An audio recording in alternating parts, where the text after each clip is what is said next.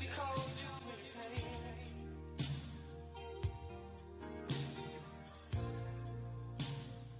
I'm the one who wants to have you laughing.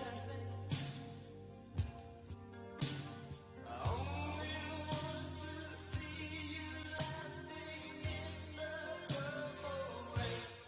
Purple rain, purple rain.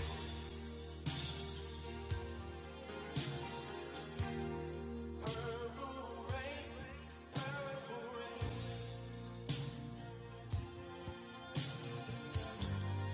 Purple rain, purple rain.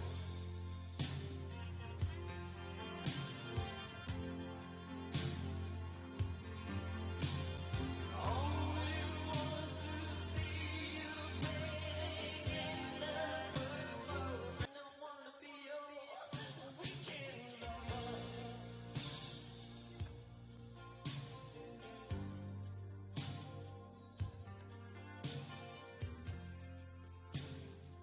I wanna be some kind of friend.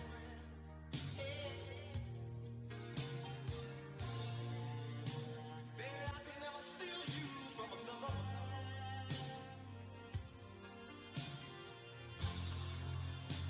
It's such a shame our friendship had to end. Purple rain, purple rain.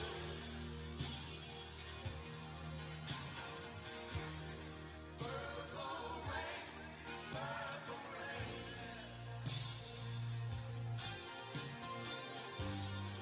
Purple rain, purple rain.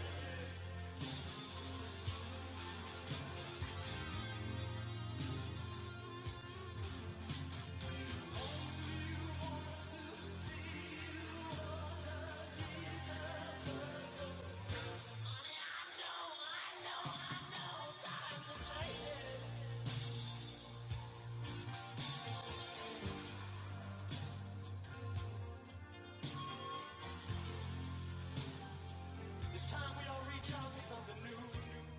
That means you too. You say you want to lead up, but you can't seem to make up your mind.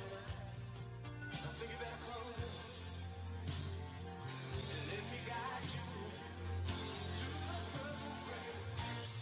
purple rain. Purple rain, purple rain.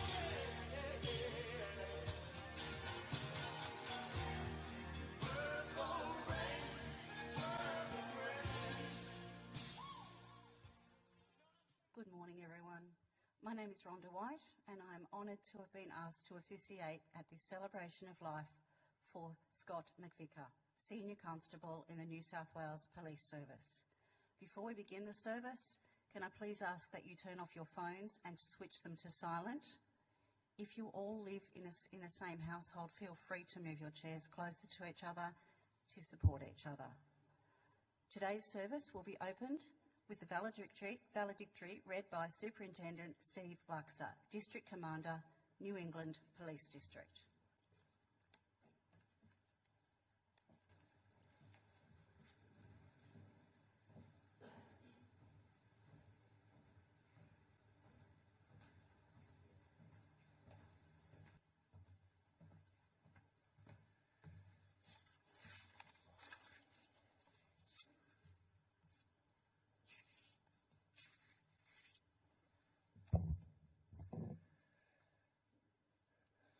I'm honoured to be invited to provide the valedictory for Senior Constable Scott Hermann McVICAR, registered number 31897. There is absolutely no doubt that Senior Constable Scott McVICAR served the community as a member of the New South Wales Police Force with the highest level of commitment, dedication and professionalism till his passing on Monday the 9th of November. Scott's passing is a tremendous loss to his family, his friends, his police colleagues. For me, this is evidenced by the sheer number of police from locations all across the state who have made contact but were unfortunately unable to attend this service. Scott's passing has impacted on everyone who knew him as a wonderful and devoted father, a son, a brother, an uncle, a trusted friend and a highly respected police officer. On the 18th of May 1997, Senior Constable Scott McVicar began his career at the New South Wales Police Academy, Goulburn, as a member of Class 270. On the 16th of November 1997, on attestation from the Police Academy, Scott's first posting as a keen and enthusiastic probationary constable was to Ku-ring-gai Local Area Command at Hornsby. This would be the start of a caring yet courageous career, one that would also forge a strong personal bond with so many of his police colleagues. Scott excelled as a probationary constable, perhaps due to his maturity and age, and perhaps because of his nature, but more so because of his practical, no-nonsense approach to policing. On the 14th of November 1998, Scott was confirmed as a constable of police and remained at Ku-ring-gai Local Area Command, where he continued to serve the community well, as I will highlight. On the 15th of September 2002, Scott was successful in an application for transfer, and according to our records, Scott transferred to Highway Patrol at Scone. He worked in Highway Patrol for a couple of months before returning to frontline operational general duties policing. Between the 4th of November 2002 and the 17th of December 2005, Scott worked in the Hunter Valley, before again being successful in an application for transfer closer to home. Knowing Scott's work ethic, there is no doubt the transfer would have been a loss to Hunter Valley, but regardless, highly supported by those in command. On the 18th of December 2005, Scott commenced in the old Lower Hunter Local Area Command. This was the first time I had the pleasure to meet Scott. From the outset, Scott stood out through his professionalism, his compassion and his friendship to all. Scott was stationed at Kurri Kurri Police Station and worked with minimal supervision, with a tight-knit crew at a location which was rough and tough, but clearly no obstacle to Scott's gentlemanly and courageous policing and courteous policing style.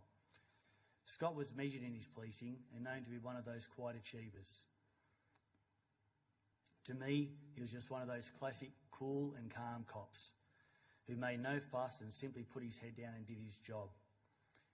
And no nonsense approach, an officer you would want on your team, or better still, want to have by your side, especially in one of those tight situations. As I previously described Scott, he was just one of those gentle souls who would help everyone and anyone. He was an officer admired by all with his temperament, which I'm sure his parents would be proud of. On the 17th of September 2011, after 14 years of solid policing, quite bravely, Scott saw a career break. Scott joined the mining industry, and as a fly-in, fly-out miner, he would travel to and from Western Australia till perhaps the thrill and excitement of policing and the desire to get back on the front line and serve the community became a reality. After almost 5 years, Scott rejoined the New South Wales Police Force. On the 24th of October 2016, Scott was stationed at Harbourside Local Area Command, and I believe would carpool with a crew back and forth from Newcastle. Scott remained at Harbourside, and on the 3rd of June 2018 became a member of the newly formed North Shore Police Area Command. From the contact and communications I've received from North Shore staff of all ranks, he was absolutely well-respected officer and a friend. Tragically, on the 18th of September 2018, Scott's 18-year-old son, Connor, died in a fatal motor vehicle collision. There is no doubt that the personal impact would have been immense. Scott had the strong support of his family and policing colleagues, but nevertheless, the loss of his son, I would submit, would be heart-wrenching. Perhaps seeking refuge and a new start, on the 18th of December 2019, less than 12 months ago, Scott sought a transfer, not back to Newcastle, not back to the Hunter, but to the picturesque town of Bingra, which is known within the New England as a jewel in the crown. Scott embraced country policing and immersed himself in the community. Scott forged a strong professional and personal bond with his policing partner, Senior Constable Hayden Mack, but perhaps more so, Hayden's wife, Beck, who I've been reliably informed ensures Scott never missed a good home-cooked meal. So thank you, Beck. Scott embraced everything Bingra had to offer. He even tried his hand at golf, and I've been told on good authority that absolutely enjoyed the social companionship and showed his commitment to the game by the proud purchase of his own golf cart. which I believe Bella's now got. He truly embraced the community and country policing.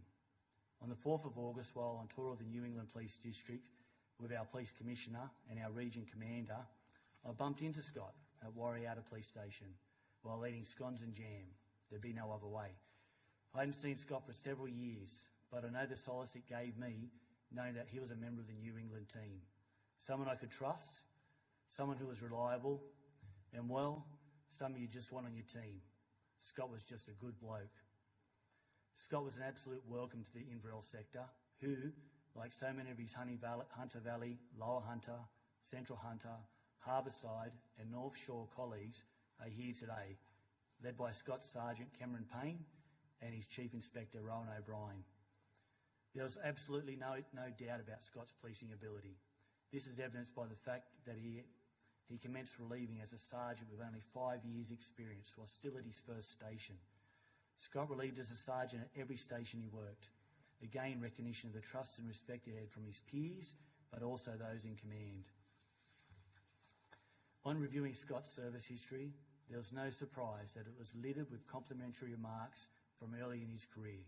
Letters of appreciation from community members for assistance provided when intruders broke into an early ladies' home in 1999, complimentary remarks from a community member for dedicated police service in 2001, a memo from a Mr. Phil Hickman to compliment excellent police work 2002, letters of appreciation 2002, 2003, recognition for professionalism and consideration 2003, gratitude and support 2005, appreciation for caring manner 2006, letter for assistance provided to a male held in custody 2008, and acknowledgement of good police work 2017. Scott was clearly known for his caring approach, but he was no stranger to danger. On the 13th of November, I had the honour to posthumously award a Commander's Commendation and a Commander's Unit Citation to Scott's family. The awards were both for acts of bravery, where he was responsible for the arrest of persons involved in violent robbery and firearms offences during his tenure at North Shore Police Area Command. Scott's service is also recognised formally in the presentation of several awards, which includes the National Police Medal, the National Police Service Medal, the New South Wales Police Medal for Ethical and Diligent Service, and the first class to the New South Wales Police Medal. Finally, I would like to pay special tribute to Scott's family, his father Wayne, his sister Angela Natasha, and his daughter Isabella, or Bella, for their dedication and support, which I understand they gave so willingly and unreservedly during Scott's career. There is no doubt that Scott was a very proud police officer who remained absolute to his oath of office. I'm deeply honoured to be able to represent every member of the New South Wales Police Force here today, to farewell such a highly regarded police officer, a friend of mine, a person who served the community with courage, honour and distinction, but it's with profound sorrow that I, on behalf of the New South Wales Police Force, offers to Scott's family, his loved ones, his close personal friends, our deepest personal sympathy. It should be said that whilst we are the richer for Scott's service, we are very much the poorer for his passing. May he rest in peace.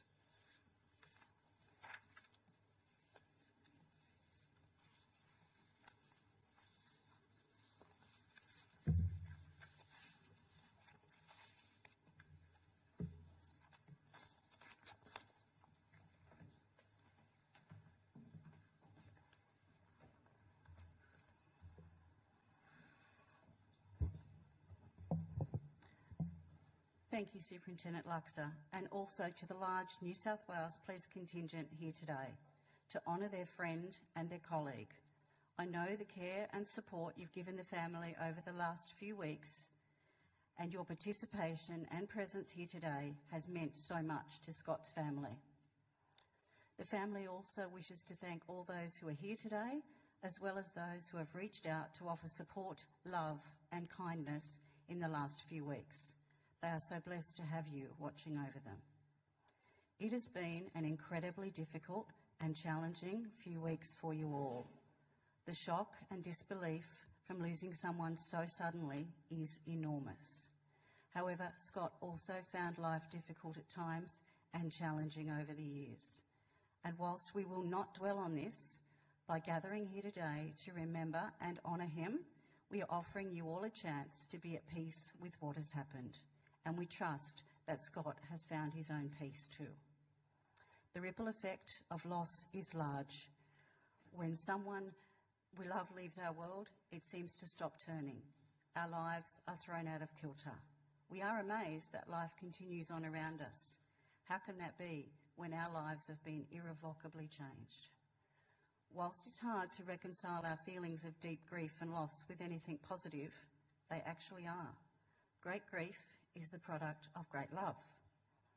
You are feeling Scott's loss so deeply because you loved him so very dearly. Please take the time to acknowledge your feelings, sit with them and let them sit with you. Take the time to heal and grieve in your own way and acknowledge this as part of your journey forward after such a huge loss. Be kind to yourselves and each other and ask for help and support if you need it. You are not alone. So in paying tribute to Scott, let's start at the beginning. Scott Hermann McVICAR was born at the Royal Newcastle Hospital on Tuesday, the 7th of August, 1973, to parents Honey and Wayne.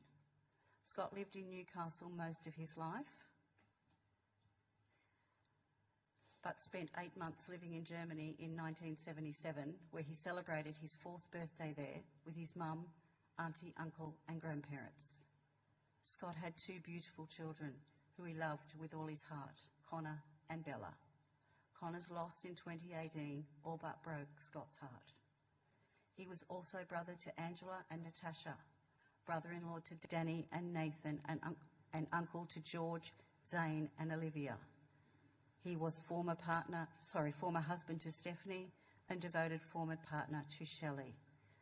And of course, he was son to Wayne. Scott was a mate to so many, too many to list here. Scott was educated in Newcastle and placed in the top 10% in the state for English, a fact he was very proud of and I've been told didn't mind bragging about. I do wonder where he would have placed in the state if the art of beer brewing had been on the school curriculum. If it had been taught in school, Scott would have done wonders. He was the self-confessed brewmaster. Please everyone sit down. That's what the signals I've been getting are. Not that I'm talking too loud. I apologise for that. Yes, Scott was the self-confessed brewmaster, and this was said to be his most favourite pastime, but more about that later. He worked as a labourer after leaving school until 1997, when he joined the New South Wales Police Force and completed his diploma in police practice.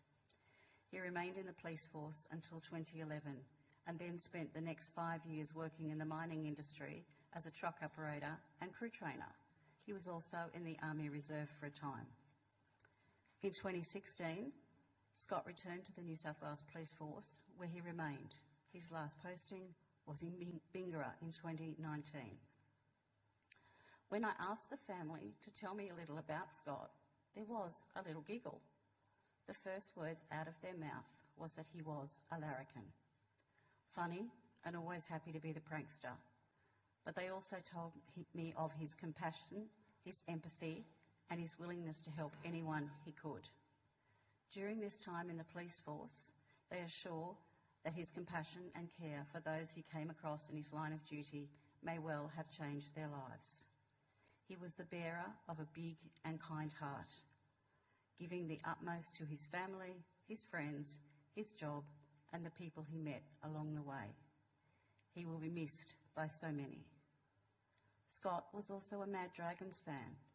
Now, I know a few St. George fans, and there's something about these people. May I use the word obsessed with the mighty red and white? I'm pretty sure you wouldn't want to be supporting the opposition team if you were watching a Dragons game with Scott. He also loved boating, and working on the police boat for a time was like heaven to him. The water beckoned him, whether that be at work or with a few mates fishing, with some cold beers and telling, telling tall stories. And those cold beers, without a doubt, they would have been from Scott's home brew, made by the beer god brewmaster that he proclaimed himself to be. I've been told that these beers, his love of chilies and hot sauce, gave him some other issues. He was not shy about sharing his talent for what the girls called mega farts, and happily left them wherever he could for everyone to enjoy. Scott was an amateur golfer who thought he was Tiger Woods, though we all knew that he only did this to be on the course and for the company and the beers. The 19th hole is always the best one of all, so I'm told. Almost everyone here today would know that Scott had a unique sense of humour, which he shared with his sister Tash. They had a habit of reciting lines from Trailer Park Boys, which I did have to Google yesterday. Everyone around them would shake their heads with puzzled looks on their faces.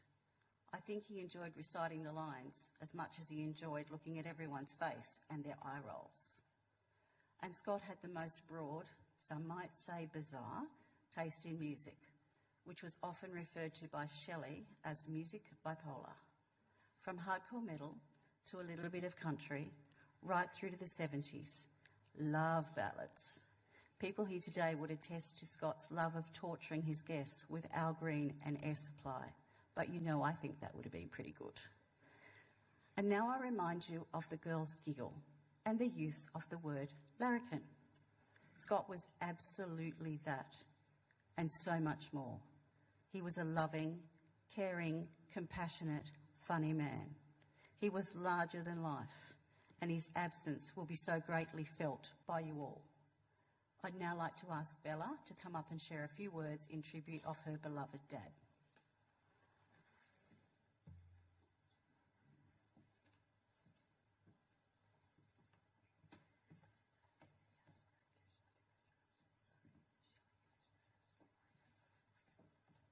I'm sorry, there's been a change in the program. Shelley, can I ask you to come up, please?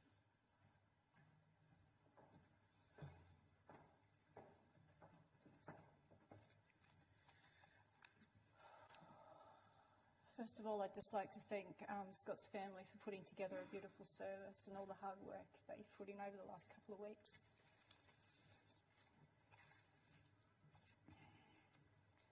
I wasn't sure what to write because I've never talked at a funeral before, so I thought I'd just put a little story together about our life together over the last 13 years.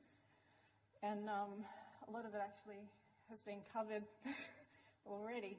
So we all knew Scott very well. Scott and I met in December in 2007 at Cessnock Police Station. I was a probationary constable and Scott was a self-proclaimed grumpy senior constable of 10 years. Scott had a dry sense of humour and kept us entertained on those long night shifts in the police station. He'd do things like create informative posters on how to fill a stapler, complete with pictures, and how to replace a roll of sticky tape, and everyone's favourite, how to sleep on the job without the boss noticing, complete with pictures. Scott's motto was to work smarter, not harder, and often called himself an ideas man. This was particularly evident many years later when he attempted to construct a pulley system on our back veranda which would lift the lid on our wheelie bins. The problem was the slightest gust of wind caused the rubbish to flutter to the ground and not land in the bins, but on the ground around the bins. So you still had to go down the stairs to pick up the rubbish.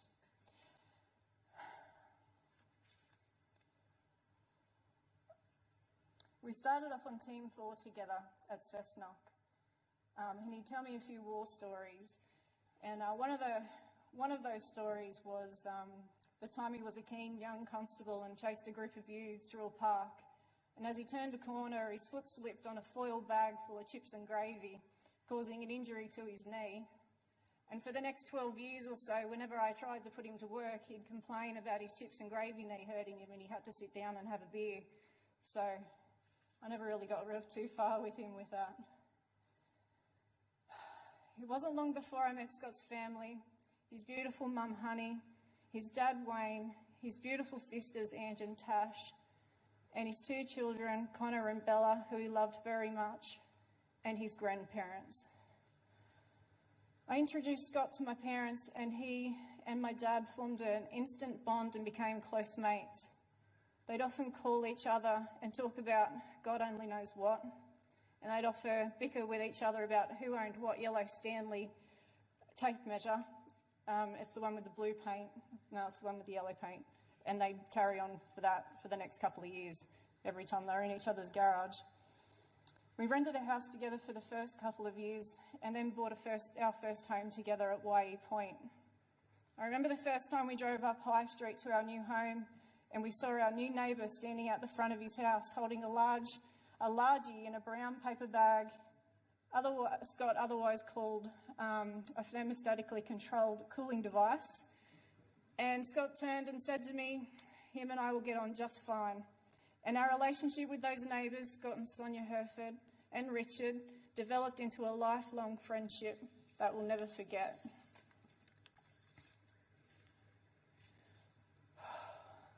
After years of trying to convince me that home brewing was the only way to go, I finally gave in. So both Scotts went to work perfecting the perfect brews, day in and day out and whatever day they had off work. Scott left the cops around 2011 and started working in the mines for about 4 years. And during this time, we lost his mum, Honey, to brain cancer, which took a massive toll on all of us and affected Scott deeply. We moved to our new home in Clarencetown in 2015. Scott had mentioned a few times about how much he missed the cops, and in particular the camaraderie within the cops. So not long after, Scott rejoined the New South Wales Police Force and found himself working at Harbourside and then later Chatswood in the North Shore.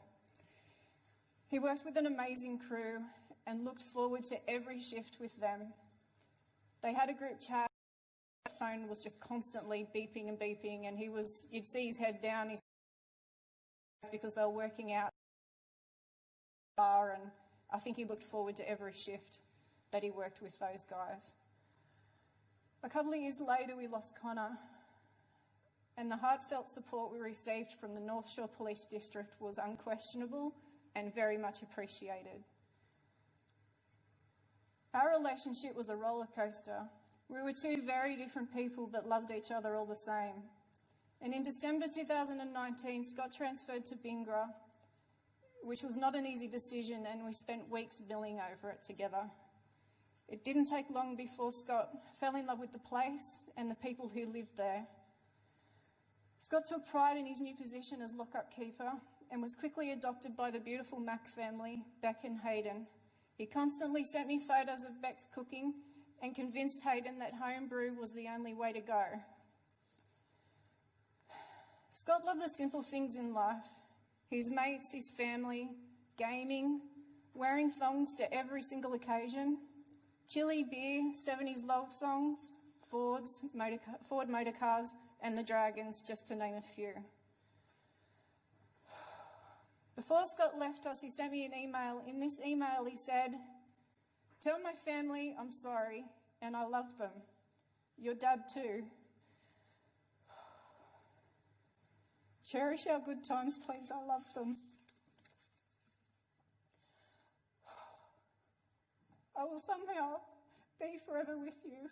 Goodbye. You were also loved by all of us, and we are so sorry you felt you had to go. Life will never be the same without you, and I hope you have found the peace that you longed for." Thank you.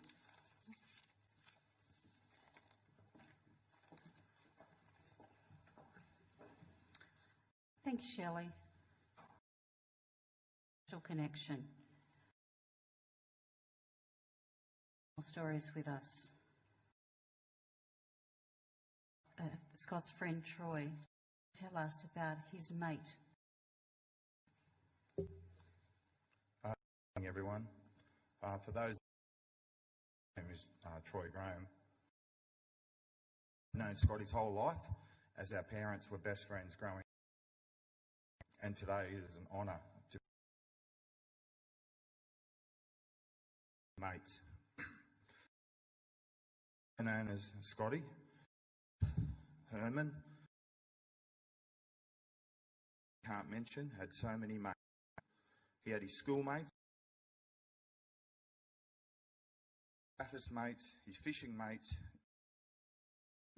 Clarencetown mates, obviously his police mates, his drinking mates.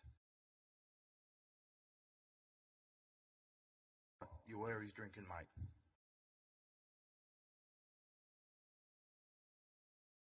Craig, Shane, to name a few. Tucky, Jimmy and myself, many others that I... His housemates in his early years, Lisa, myself, Bash, and later on he moved back in with Jimmy on 2 more occasions. They were great times of some of his mates. He also had plenty of footy 13s at Woodbury. The other day, how much he loved his coming to Woodbury. He would catch a bus and a train.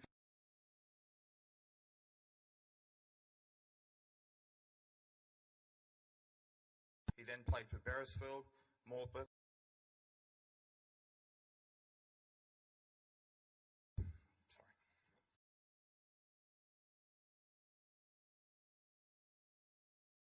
As we did, and he fell.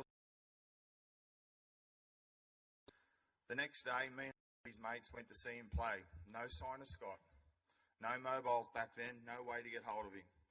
Well, of course, loyal to his mates, he rocked up at the game, still drunk, 15 minutes before kick-off, straight off the train, went out and had a blinder. That's the Scott all his footy mates remember. Tough as nails on the footy field. Never, ever took a backward step and would never let his mates down. He also had his Bathurst mates, and he loved that time of the year going away with Andy, Sando, Ren, Corey, Dave and Grant. Andy was telling me the other day a story about Scott at Bathurst. He would get up in the morning, have a cuppa, brush his teeth. Around 9 a.m, he would crack his first beer and then tip it on the ground. The boys looked puzzled. Then Scott proceeded to open his second beer and take a drink. The boys asked him, "Why do you tip out the first beer?" He replied, "The first beer always tastes like shit." In recent years, he had lots of new groups of mates that become he close to. From YE Point, there was Scott, Sonia, Richard, from Clarence, Leone, Rosalind, Jeff. That include Hayden, Beck, Brownie and Sonia. Another group that was always by his police mates. So many family that some of his closest include from the Hunter Valley, Wayne, Scott, Ash, from the North Shore, Kirsten, Adam and Cameron, and from the New England District, Hayden, Cameron, Jake and Chris. Another one of his good that started out as family the last few years. His mate. I knew how much they meant to each other and how proud Hattie is to call him a mate. As you can see, Scott had so many mates from all walks of life. They come from far and wide. But one thing I can tell you is that no Scott, if always, if you hadn't seen him a few months, a few years, it didn't matter. It was going to catch up with him. Don't know each other that well. Lucky. We're the lucky ones. Our mate. So today, in his honour, let's reach out to each other as one of his mates. Introduce ourselves to each other.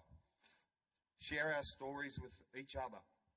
Because today, we are all united as Scott's mates. Rest easy, buddy.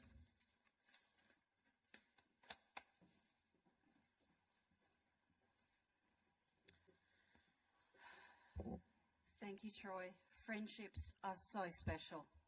You say you were lucky to be Scott's mate, but he was lucky to be your mate and the mates of everyone that is here today. Bella, would you like to speak now?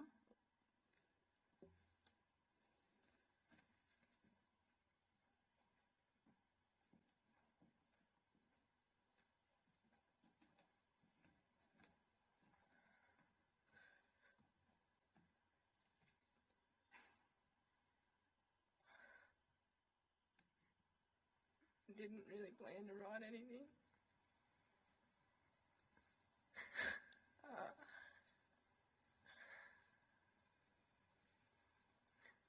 It breaks every part of me knowing that I have to stand here today and say goodbye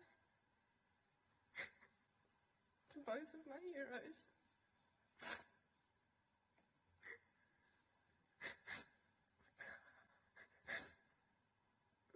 I know you're okay with Nan and Connor.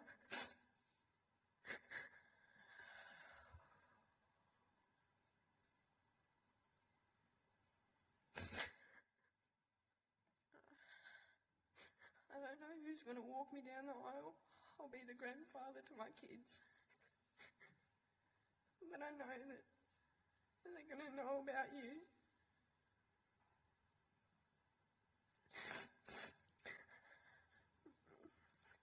Wherever you are, I just hope you're safe.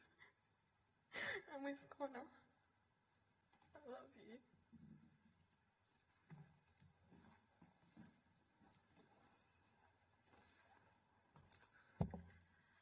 Thank you, Bella. It is not easy to get up here and speak under these circumstances. You have done your father the greatest tribute. I'm sure he would be very proud of you.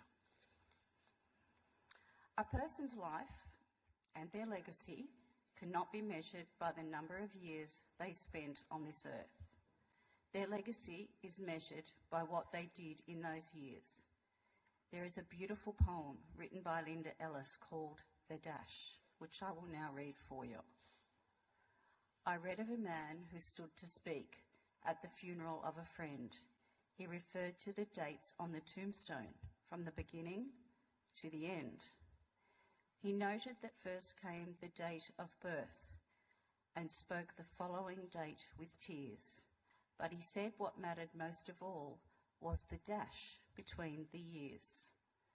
For that dash represents all the time that they spent alive on earth, and now only those who love them know what that little line is worth. For it matters not how much we own, the cars, the house, the cash. What matters is how we live and love, and how we spend our dash. So think about this long and hard. Are there things you'd like to change? For you never know how much time is left that can still be rearranged. If we could just slow down enough to consider what's true and real, and always try to understand the way other people feel, and be less quick to anger, and show appreciation more, and love the people in our lives like we've never loved them before. If we treat each other with respect, and more often wear a smile, remembering this special dash may only last a little while. So when your eulogy is being read, with your life's actions to rehash, would you be proud of the things they say about how you spent your dash? It's a really insightful poem, and it makes us stop and think about our own lives and about our dash. Scott's dash was filled with family, loved ones, hard work, love, and laughter. He impacted so many lives, not only through his family and friendship circles, but also through his chosen professions and pastimes. Scott, I believe your dash was well spent. Too short, but well spent. The family have put together a photo tribute for Scott. I'll ask that you reflect on your own personal memories of Scott, because there'll be many memories evoked from these photos.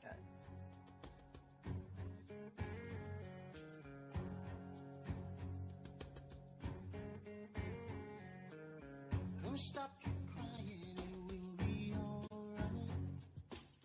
Just take my hand, hold it tight. I will protect you from all around you. I will be here, don't you cry. For I'm so small, you seem so strong. My arms will hold you, keep you safe and warm. This bond between us can't be broken. I will be here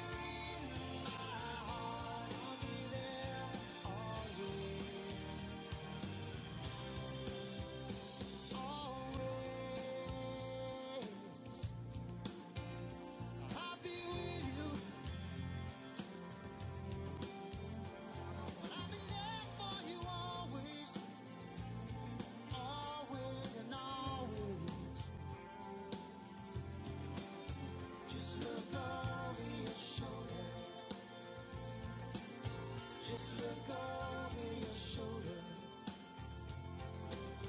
Just look over your shoulder. I'll be there always.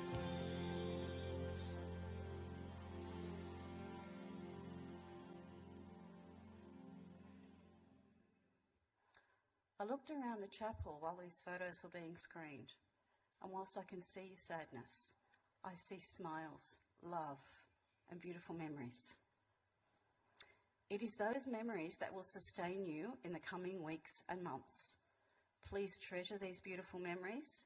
They will become your companion and help you along the way. In honour of Scott and his mighty dragons, his daughter Bella, nephew Zane, and nieces Georgia and Olivia will now light the candle on the casket.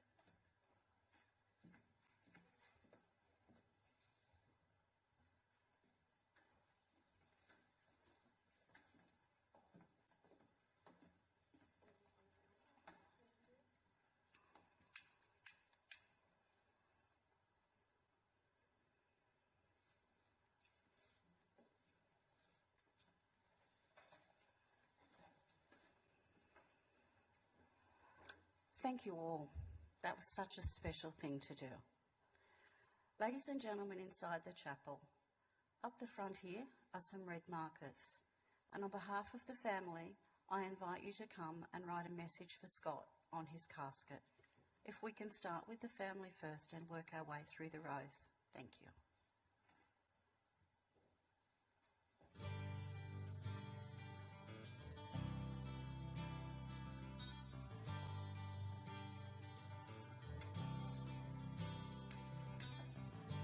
Woke up to the sound of pouring rain. Wind would whisper and I'd think of you. And all the tears you cry, they call my name.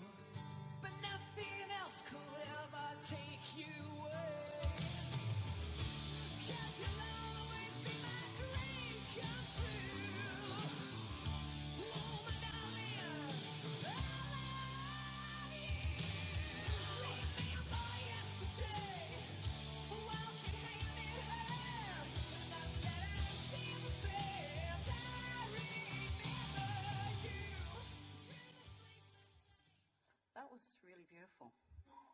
So personal and really beautiful. I'd like you to all congratulate the family for putting this beautiful service together under very difficult circumstances. These three beautiful girls here and Scott's dad.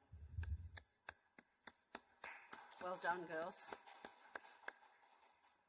The families asked that you join them for refreshments at Beresfield Bowling Club following the close of the service.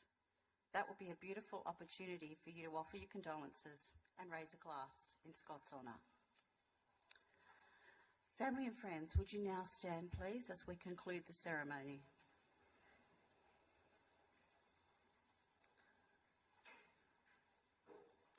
It is now time to say our goodbyes to Scott. He lived a full life, was surrounded by so many people that loved him, and he loved them in return. To Bella, Angela, Natasha, Wayne and families, we offer our heartfelt condolences. Please know that you are surrounded by friends who are here to offer you any support that you may need. Scott will live on in your hearts and in your memories and in the beautiful legacy that he's left with you all. We, as family and friends, now commit Scott to the safekeeping of Mother Nature and to the care of those who have gone before him. Scott, thank you for being part of the lives of the people here today and everyone whose life you have touched on your journey. Their lives are so much richer for having known you. Scott, may the brew house be amazing and the beer gods be generous. May you boat and fish to your heart's content, and may the chili sauce be hot. But mostly, Scott, may you be surrounded by peace and serenity. Farewell for now, until we meet again.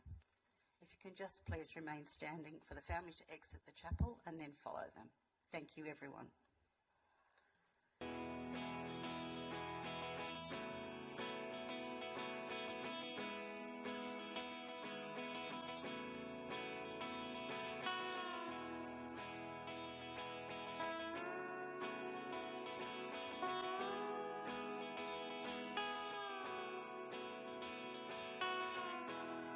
Hello, Dan. It's Joe here. I hope you're keeping well. It's the 21st of December. Now they're ringing the last bell. If I get good behavior, I'll be out of here by July. Won't you kiss my kids on Christmas Day? Please don't let them cry for me.